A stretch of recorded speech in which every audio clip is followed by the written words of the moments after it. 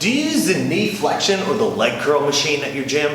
A lot of people do some classic errors when they use this machine, but we have some tips to help you avoid those.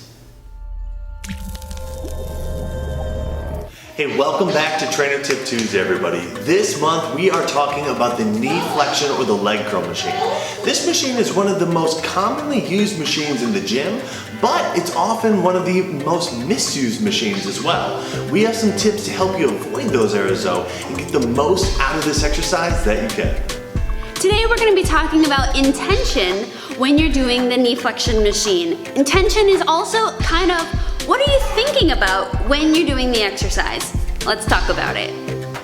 When doing the knee flexion, it's important that your intention is focused on your knee flexors. And the main group of the knee flexors a lot of people think about are their hamstrings.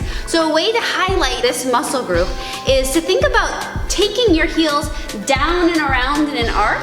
So they're going down, and then you want to pull them underneath of your bum as they come back towards your body, and then you slowly let them come up.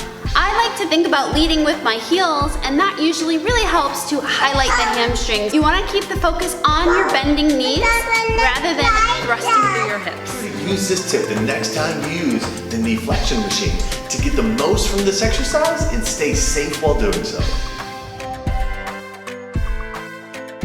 You want to keep...